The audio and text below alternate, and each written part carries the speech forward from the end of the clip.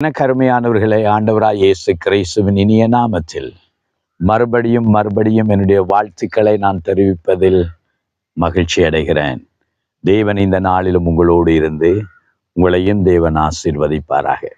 தேவனால் அழைக்கப்பட்ட தேவ ஜனமே, தேவனுக்கு நாம் ஊழியம் செய்ய வேண்டும் என்பதை நீங்கள் அறிந்திருக்கிறீர்களா? ஒரு மனிதன் ரட்சிக்கப்பட்டவன் தன்னுடைய இரட்சகரை இன்னும் ஒருவனுக்கு அறிவிக்காமல் இருக்கிறான் என்றால் அவன் இன்னும் ரட்சிக்கப்படவில்லை என்று சொல்லி அங்கே பிரசங்கியின் தந்தை இளவரசராய் இருக்கிற ஸ்வார்ஜன் என்றவர் அங்கே கூறினாராம்.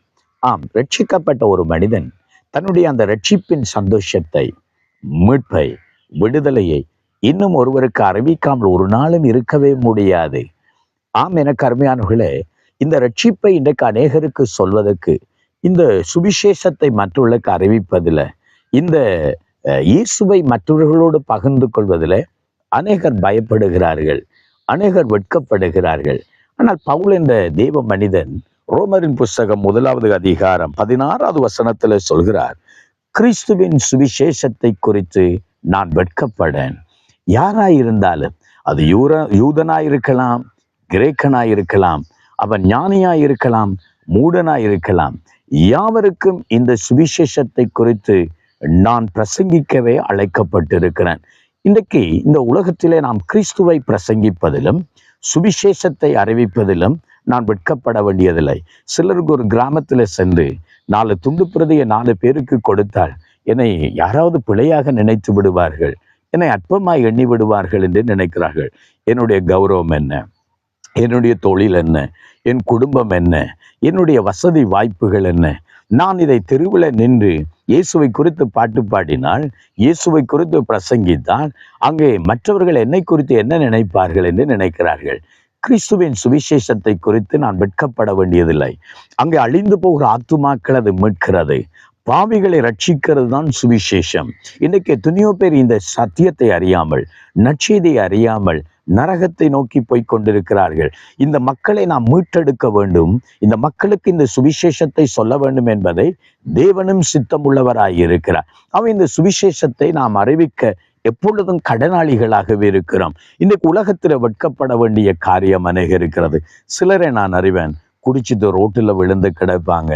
அவனே வெட்கமில்லாமல் காலையில் எழுந்து மறுபடியும் அவனுடைய வேலைக்கு போகிறான். சிலரை பார்க்கிறேன், தவறான குடும்ப வாழ்க்கைகள், தவறான உறவுகள், பலதார திருமணங்கள், இன்றைக்கு களவுகள், பொய்களை சொல்லி இன்றைக்கு குற்ற செயலுக்குள்ளாகி அங்கே சிறையில் அடைக்கப்பட்டு அவனே கௌரவமாக அழகாக உடுத்து கொண்டு ஒரு பெரிய ஆள் மாதிரி அவன் போய்கொண்டிருக்கிறான். வெட்கப்பட வேண்டியவன் அவன்தான்.